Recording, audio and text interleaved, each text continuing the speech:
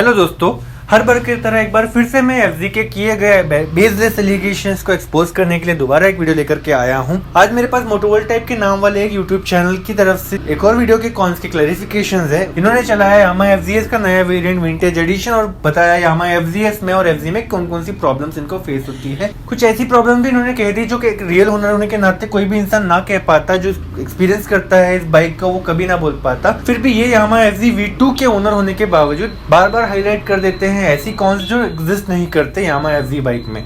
तो चलिए शुरू करते हैं। इनका सबसे पहला क्लेम था एक्सटीरियर के बारे में बात करते वक्त। एफजी V3 के हेडलैम्प और फ्रंट लुक जो है वो बहुत ज्यादा अट्रैक्टिव नहीं लगते इतने जितने V2 के लगते हैं। हालांकि V2 तो सिर्फ एक हेलोजन बल्ब वाली गाड़ी थी और एक बहुत ही प्लेन लुकिंग हेडलैम्प हुआ करते थे, बट यंगस्टर्स को चॉइस बहुत अच्छी लगती है नए डिजाइन वाले V3 के, क्योंकि वो थोड़ा सा फ्रेश डिजाइन है, मॉडर्न लुक देता है। रोड प्रेजेंस इस गाड़ी का बहुत ज्यादा इंप्रूव हो जाता है अगर हेडलाइट यूनिट अच्छी होती, ये इनका कहना है, जबकि ये बहुत ज्यादा गलत बात लगती है मुझको। लुक्स वैसे भी एक सब्जेक्टिव मैटर है, किसी किसी का प्रेफरेंस हो सकता है कि सिंपल लुक्स अच्छे हो, किसी किसी को डिजाइनर लुक्स अच्छे लग सकते हैं। लेकिन यामा एफजी V3 जो करंट जनरेशन है वो टारगेटेड है यंग ऑडियंस के लिए, और यंग ऑडियंस जो होती है वो ज्यादातर फ्रेश डिजाइन और मॉडर्न डिजाइन ही पसंद करते हैं सिंपल डिजाइन के कंपैरिजन में। सो लुक्स के बारे में बात करना एक रिव्यू का पार्ट बिल्कुल नहीं हो सकता। नए जनरेशन के बायर्स की चॉइस यामा एफजी का लुक्स अगर ना होते तो ये डेफिनेटली उनकी फास्टेस्ट सेलिंग प्रोडक्ट नहीं होता। एफजी V3 का वैसे भी रोड प्रेजेंस काफी अच्छा है, और क्योंकि इसके मस्कुलर लुक्स और इंजन साउंड हमेशा लोगों को अट्रैक्ट करते हैं, और ये चीज मैंने भी नोटिस की जब भी मैं ट्रैफिक सिग्नल पर गाड़ी लेकर के रुकता हूँ, लोग पलट के देखते हुए मैं नोटिस अक्सर करता हूँ। इसके अलावा इन्होंने फ्रंट मडगार्ड के बारे में बताया कि थोड़ा सा लूज है। ऐसे ही बोलते बोलते हल्का सा पॉइंट उन्होंने बीच में चिपका दिया कि भैया फ्रंट मडगार्ड थोड़ा सा लूज लग रहा है। हालांकि इन्होंने ये कहीं नहीं दिखाया कि क्या फ्रंट मडगार्ड शेक हो रहा है, हिल रहा है, क्या बार बार बाहर निकल आ रहा है राइडिंग करते वक्त। ऐसा कुछ भी इन्होंने ना तो सोचा ना उन्होंने डेमोन्स्ट्रेट किया, बस बोल दिया इनको बोलने का मन हुआ तो। इसके बाद में ये पहुंच गए ग्राउंड क्लियरेंस वाले टॉपिक पे, जो ऑलरेडी काफी घिसा पिटा सा पॉइंट है और कई सारे एफजी हेटर्स फेल हो गए इस पॉइंट को साबित करने में। यहाँ में एफजी V3 में 165 mm का ग्राउंड क्लियरेंस है, तो ये इनको कम लगता है, जबकि कई सारी बाइक्स में ऑन एन एवरेज इतना ही है, क्या इससे भी कम ग्राउंड क्लियरेंस रह चुका है। इनको लगता है कि अगर किसी हैवी पिलियन के साथ में राइड करोगे एफजी V3 को तो जरूर स्पीड ब्रेकर्स में गाड़ी नीचे से टच हो जाएंगी, या अगर आपका लेफ्ट लेग नीचे की तरफ बेंट है गियर शिफ्टर के भी नीचे में और आपने कॉर्नरिंग वगैरह करने की कोशिश करी हैवी पिलियन के साथ में, तो भी आपका पैर नीचे टच हो सकता है। इतनी कम ग्राउंड क्लियरेंस है, इतना बुलशिट बात इन्होंने की है कि मैं समझ नहीं पाया। गाड़ी के इंजन के नीचे जो लगा हुआ इंजन काउल है, या जिसको आप इंजन गार्ड भी कह सकते हैं, उसके भी ऊपर पोजीशन होते हैं हमारे पैर, वो पैर भी नीचे रोड के टच हो जाएगा, ऐसा इनका क्लेम आ रहा है अगर किसी हैवी पिलियन के साथ आप बैठते हैं तो। जबकि मैंने ऑलरेडी किसी इंसान को लिफ्ट दी थी जो मेरी तरह एक यंग एडल्ट था और काफी हैवी वो भी था, लगभग 70-80 किलो का वजन उनका भी हो सकता है। उनके साथ राइड करने के बाद में मैंने भी स्पीड ब्रेकर्स क्रॉस किए, रेलवे ट्रैक्स भी क्रॉस किए, तभी भी मुझे कभी गाड़ी नीचे टच होती फील नहीं हुई। तो इस पॉइंट को तो मैं अटर नॉनसेंस ही मानता हूँ। इसके अलावा मैंने कई सारे वीडियोस में अपनी यामा एफजी के साथ एक्सट्रीम ऑफरोडिंग करके भी बताई, जिसमें मैंने एक सस्पेंशंस का एक्सट्रीम टेस्ट करके भी बताया कहीं भी गाड़ी का नीचे का पोर्शन टच नहीं होता और हमारे पैर नीचे टच हो जाएंगे, ये तो बहुत ही ज्यादा नॉनसेंस पॉइंट हो गया। इसके अलावा मैंने गाड़ी की कॉर्नरिंग भी की है 90 से 100 की mph की स्पीड पे। बहुत ज्यादा लीन होने की जरूरत नहीं पड़ती है, गाड़ी में टच होने के सवाल तो आता ही नहीं है। इसके बाद आगे इन्होंने एक और फालतू का टॉपिक उछाला, गाड़ी के टायर्स के बारे में बात करते हो कि इसमें सीएट के टायर है, एमआरएफ के टायर नहीं है, जबकि एफजी जो है वो एक डेली कम्यूटर वाली नेकेड स्पोर्ट्स बाइक है जिसमें सिर्फ 150 सीसी का इंजन दिया हुआ है। एमआरएफ जो है वो टायर अच्छा बनाने वाली कंपनी है, हालांकि उनके टायर्स अक्सर काफी एक्सपेंसिव होते हैं, तो अनलेस हमको रेसिंग परफॉर्मेंस वगैरह करना है सीएट के टायर्स बुरे नहीं हो सकते। इसके अलावा सीएट के टायर सस्ते होने के बावजूद एक लंबी वारंटी प्रोवाइड करते हैं 3 इयर्स तक की, जबकि एमआरएफ के टायर्स मोस्टली सिर्फ 2 साल की वारंटी ही प्रोवाइड करते हैं। इसके अलावा एफजी में सीएट के रेडियल टायर लगे हुए हैं जो कि अच्छी क्वालिटी के टायर्स हैं, ऐसे वैसे नॉर्मल टायर्स नहीं लगे हुए हैं। उसके अलावा सीएट के टायर्स में जो कॉर्ड्स लगी हुई है वो भी स्टील, नायलॉन, पॉलिस्टर और रेयन की बनी हुई है। इसके अलावा ये कॉर्ड भी मूवमेंट के डायरेक्शन से बराबर 90 डिग्री पर सेट की गई है ताकि रेडियल टायर्स अच्छा परफॉर्म कर सके, अच्छी ग्रिप दे सके और हीट को भी प्रॉपर्ली हैंडल कर सके। इसी फीचर की वजह से हमारी टू व्हीलर आराम से लॉन्ग डिस्टेंस ट्रैवल कर सकती है हाई स्पीड पर भी। सीएट के रेडियल टायर्स अच्छी खासी ग्रिप भी प्रोवाइड करते हैं, जैसे कि मैं भी एक्सपीरियंस कर रहा हूँ, और इन्हीं की वजह से सडन ब्रेकिंग का भी अच्छा खासा असर हो जाता है हमारी बाइक पर। तो टायर के ग्रिप्स हमें काफी ज्यादा रिलायबल ब्रेकिंग प्रोवाइड करते हैं ओवरऑल। इसके अलावा जब अपन गाड़ी को लेफ्ट या राइट में स्टीयर कर रहे होते हैं तभी भी टायर हमको काफी अच्छा रिस्पांस देते हैं, क्योंकि ग्रिप तो बरकरार है ही, लेकिन क्योंकि ये रेडियल टायर्स हैं तो कॉर्नरिंग में भी कभी कोई बाधा आने नहीं देते। इसकी वजह से टर्न्स लेते वक्त भी किसी तरह की स्किडिंग फेस किए बिना हम आराम से कॉर्नरिंग कर सकते हैं और ये काफी ज्यादा सेफ फील होते हैं हमें। And by the way FG में कभी भी कोई भी ब्रांड का टायर हो, टायर की ग्रिप और क्वालिटी में कभी कोई इशू फेस नहीं किया गया आज तक। किसी एफजी ओनर ने भी ऐसी कोई कंप्लेंट नहीं की। मेरे पास भी बहुत बड़ी एफजी ओनर्स की कम्युनिटी है व्हाट्सएप ग्रुप और टेलीग्राम ग्रुप पर, मुझे भी कभी ऐसी कोई कंप्लेंट सुनने को नहीं मिलेगी, टायर की क्वालिटी खराब है। इनफैक्ट मेरी खुद की एफजी भी 11 महीने पुरानी हो चुकी है और अभी तक मुझे टायर रिलेटेड कोई इश्यू फेस नहीं हुआ और मेरा टायर अभी भी नए जैसे ही परफॉर्म कर रहा है और उसके थ्रेड्स को देखकर लगता है अभी भी 1 साल और चलाया जा सकता है। इसके आगे इन्होंने बार बार एक ही पॉइंट को हाईलाइट किया है कि सिंगल चैनल एबीएस है गाड़ी में। एक ही बात बार बार बोलते हुए इन्होंने व्यूअर्स के जहन में एक बात भर देने की कोशिश की है कि एक नेगेटिव पॉइंट है कि यामाहा एफजी में सिर्फ सिंगल चैनल एबीएस आता है। इनकी बातों से लगता है जैसे इंडिया में सारी की सारी बाइक स्प्लेंडर से लेकर के हायाबुसा तक सबको ड्यूल चैनल एबीएस दे रही है, सिर्फ यामाहा एफजी 150 ही पीछे रह गई और सिर्फ सिंगल चैनल एबीएस दे रही है, बाकी सब बाइक ड्यूल चैनल एबीएस देती है। ऐसा कोई पॉइंट बोलने के लिए हमेशा इस तरह से बताना चाहिए कि यार यामाहा एफजी में सेगमेंट की सभी राइवल्स की तरह सिंगल चैनल एबीएस दिया गया है और रियर डिस्क ब्रेक जो है उसकी ब्रेकिंग भी स्मूथ आती है, तो कोई डिफिकल्टी की बात नहीं है। हालांकि ऐसा कोई पॉइंट ये कहेंगे नहीं क्योंकि फिर उनका पैसा कैसे जस्टिफाई होगा जो उनको ऐसा कोई वीडियो बनाने के लिए मिला है। इसके बाद में उन्होंने नया कनेक्ट टेक्स फीचर समझाने की कोशिश की है जो यामाहा अब अपनी नई बाइक्स में दे रहे हैं। एफजीएस विंटेज एडिशन और एफजीएस डार्क नाइट एडिशन में दोनों में मिल रहा है वो फीचर और आप अलग से भी वो फीचर लगवा सकते हैं। कमाल का फीचर है, काफी अच्छे कनेक्टिविटी के ऑप्शंस दे देता है। उसके बारे में बताते वक्त पहले ही बोलने लगे कि उस फीचर में क्या क्या नहीं है, जबकि उनको शुरू में ये बताना चाहिए था कि इस फीचर में क्या क्या है। साफ साफ समझ में आता है कि ये कोई बाइक रिव्यू नहीं बल्कि एक नेगेटिव्स की लिस्ट बनाने वाला वीडियो है, ऐसा लगता है, क्योंकि इनका हाईलाइटिंग फैक्टर हमेशा नेगेटिव्स पे ही जाता है।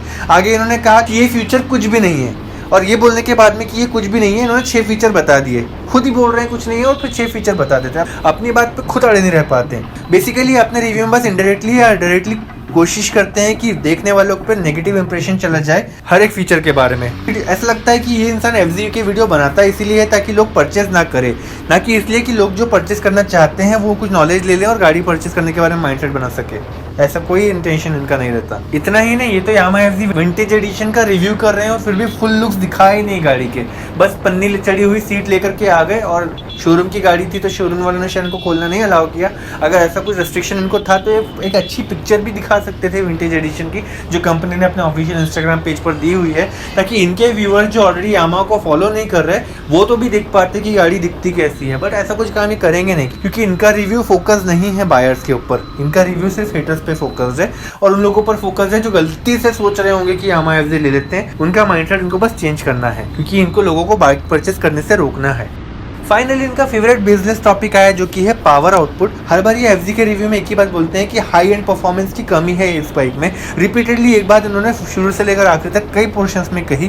परफॉर्मेंस लवर्स नहीं परचेज कर सकते यामाहा एफजी, ऐसा इनका कहना है। ये बाइक उनके लिए है ही नहीं। इनके अनुसार ये वाली बाइक उन लोगों के लिए है जो पावर से कॉम्प्रोमाइज कर सकते हैं और सिर्फ लुक्स के लिए यामाहा एफजी परचेज करना चाहते हैं। एक्चुअली इनको लगता है कि यामाहा एफजी 7000 आरपीएम के ऊपर जाने के बाद में एक्टिव लगती ही नहीं, बट ये एक्चुअल फैक्ट को हाईलाइट नहीं कर पाते हैं कि पीक पावर और पीक टॉर्क जो है गाड़ी की जब एक बार अचीव हो जाती है तो उसके बाद में और पावर गाड़ी जनरेट नहीं कर सकती, थोड़ी सी लेजी लग सकती है या उसके बाद और ज्यादा एक्सेलरेट नहीं कर सकते। किसी भी बाइक में अगर पीक टॉर्क और पीक पावर पे पहुंच गए हो हाई एक्सेलरेशन करने के बाद तो उसके ऊपर और कितना जाना चाहते हो? 1000 की स्पीड पे ले जाना है क्या एफजी को? यामाहा एफजी के इंजन के ऑफिशियल स्पेक्स के अनुसार 7,200 आरपीएम पर गाड़ी पीक पावर पे पहुंच जाती है और 5,500 आरपीएम पर गाड़ी पीक टॉर्क पे भी पहुंच जाती है। तो 7,000 आरपीएम के ऊपर गाड़ी एक्टिव नहीं लग रही है बोलने का क्या मतलब हुआ? जो ऑलरेडी कंपनी ने फिगर्स दे दिए हैं तो उसके ऊपर गाड़ी जाएगी, ये कंपनी ने भी नहीं बोला, तो आप क्यों उसको रिव्यू में बता रहे हो कि इसके ऊपर गाड़ी इनएक्टिव लगती है? चलो इन सब टेक्निकल फिगर्स को साइड में भी रखो तो मैं प्रैक्टिकली ये बता सकता हूँ कि यामाहा एफजी भी परफॉर्मेंस लवर्स यूज कर सकते हैं क्योंकि ये गाड़ी का जो ओवरऑल पैकेज है बहुत अच्छा बैलेंस है परफॉर्मेंस और प्रैक्टिकलिटी का। एफजी ओनर्स हर दिन ऑफिस या कॉलेज जाते हुए कंफर्टेबली अच्छे माइलेज को पाते हुए गाड़ी चला सकते हैं और हर वीकेंड पर वो हाईवे पर ले जाकर के एक फन राइड भी कर सकते हैं या फिर वो टूरिंग भी कर सकते हैं। इस तरह की ऑफरिंग होती है यामाहा एफजी की जो सिर्फ एक ओनर समझ सकता है। और एक सच्चाई तो ये है कि यामाहा एफजी जो है बिगिनर्स के लिए एक बेहतरीन नेकेड स्पोर्ट्स बाइक है जो 110 से ऊपर तक आराम से आपको मजे देते हुए राइड कर सकती है और उतनी स्पीड पर भी अच्छी खासी स्मूथनेस से वो चलती है और स्टेबिलिटी भी उसकी बहुत जबरदस्त रहती है उस स्पीड पे, जो कि हार्डली इस सेगमेंट की कोई और बाइक आपको दे सकती। जितना कॉन्फिडेंस आपको यामाहा एफजी में मिल जाता है वो कोई और बाइक में मिले बहुत रेयर चांसेस हैं। एफजी के इंजन में भी अच्छा खासा पावर है, उसका एरोडायनामिक डिजाइन भी काफी अच्छी तरीके से बनाया गया है। हैवी लोड्स के बावजूद वो गाड़ी अच्छे खासी स्पीड पर आपको पहुंचा सकती है। इनफैक्ट मैंने भी 89 kg का वेट होने के बाद भी 111 की टॉप स्पीड ऑलरेडी टच कर ली थी और अभी भी मैं जिम जाकर के और अपना वेट लॉस कर रहा हूँ ताकि मैं इससे भी ज्यादा स्पीड अचीव करके आप लोगों को इसका पावर डेमोन्स्ट्रेट करके बता सकूं। आगे इन्होंने एक पॉइंट में ये भी बताया कि इसका हाई एंड आरपीएम पे एक्सेलरेशन तो थोड़ा सा पुअर लगता है पर मिड रेंज काफी अच्छी लगती है, जिसका मतलब सिटी पर आपको बहुत अच्छा पंची फील हो सकता है इस गाड़ी के साथ में। लेकिन लो एंड जो होता है वो थोड़ा सा पुअर लगता है इनको। सच्चाई तो यह है कि लो एंड टॉर्क भी गाड़ी का काफी अच्छा है। इनफैक्ट मैंने इसको कई बार सेकंड गियर पे भी पिक किया है ट्रैफिक सिग्नल से, और अच्छा खासा एक्सेलरेट करके मैं स्पीड भी पकड़ ली थी। अच्छा खासा लोड लेकर के ये गाड़ी फर्स्ट एंड सेकंड गियर पर भी चढ़ाई कर सकती है। लेकिन ऐसा कोई इंसान जिसने ये सारी टेस्टिंग्स भी नहीं की है और इतने सारे वीडियोस नहीं बनाए जितने मैंने बनाए हुए हैं इस गाड़ी के बारे में, वो ये सारी बातें आपको ठीक से क्लैरिफाई कर नहीं सकता।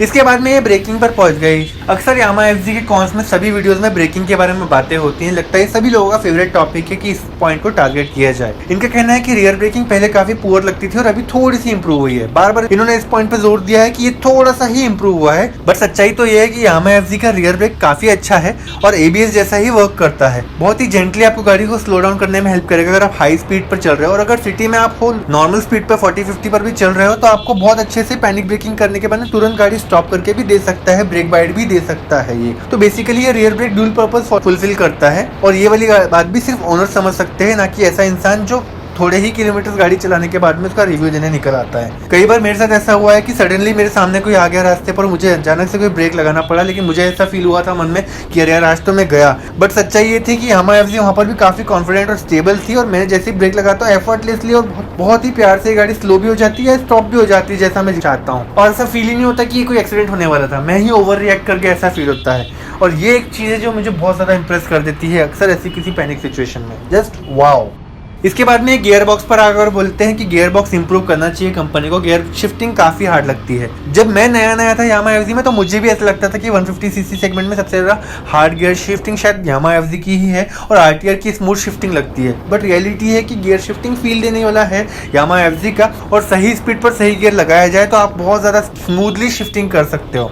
अब क्योंकि मैं इसका ओनर भी हूँ और 2000 से ज़्यादा किलोमीटर बिता चुका हूँ इस बाइक के साथ में, मुझे अब पता चल चुका है कि इसकी गियर शिफ्टिंग भी काफ़ी ज़्यादा स्मूथ है। जस्ट अगर मैंने गलत स्पीड पर गलत गियर शिफ्टिंग कर दी एक अमेच्योर राइडर की तरह तो डेफिनेटली मुझे भी हार्ड फील होगा। लेकिन एक बार अगर मैं अच्छे से समझ गया कि कौन सी स्पीड पर कौन सा गियर शिफ्ट करना है तो डेफिनेटली बहुत ज़्यादा स्मूथली मैं इसका गियर शिफ्टिंग एंजॉय कर सकता हूँ। लेकिन ये बहुत ही वास्ट टॉपिक है, इसको मैं बहुत ईजिली नहीं बताना चाहता इस वीडियो में। इसके लिए मैं एक सेपरेटली डिटेल्ड वीडियो बताऊँगा और डेमोन्स्ट्रेट करके बताऊँगा कि hard shifting versus smooth shifting क्या होता है, और उसमें मैं आपको आवाज़ भी सुनाऊंगा गियर शिफ्टिंग की अपने पैरों के पास कैमरा लगा करके। तो उस मेरे उस वीडियो के लिए इंतजार करिए।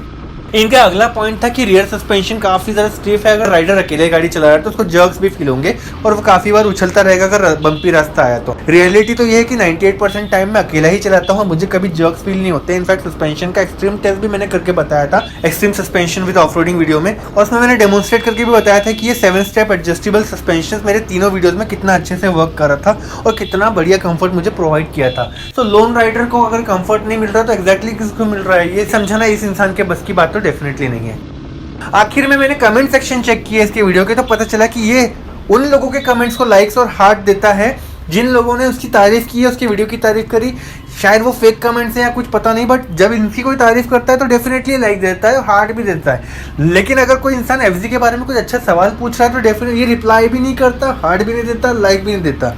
और अगर किसी इंसान ने सिर्फ एफजी के बारे में पूछा तो उसको इग्नोर कर देगा, लेकिन अगर एफजी को कोई किसी और बाइक से कंपेयर करने वाला क्वेश्चन पूछेगा ना तो वहाँ पर ये हार्ट दे देगा, क्योंकि इसको खुशी है कि एफजी से कोई और बाइक कंपेयर हो रही है, मतलब इस इंसान में चांसेस है कि एफजी को रिजेक्ट कर सकता है। तो ये आदमी बहुत खुश होता है, लेकिन उस इंसान को भी रिप्लाई करके ये नहीं बोल पाता कि एफजी लो या कोई और बाइक लो, क्योंकि इसके पास में उतना इन्फॉर्मेशन शायद है नहीं कि एफजी को रिजेक्ट करने के रीजन से ठीक से किसी इंसान को इंडिविजुअली बता पाए, वरना वो इंसान आगे चल के रिप्लाई करके इसको शायद क्लेम कर दे कि तेरी ओपिनियन गलत थी। भाई जब आपकी ओपिनियन खोखली होती है तो आप 100% कॉन्फिडेंट लेके लोगों के साथ बात कर ही नहीं सकते।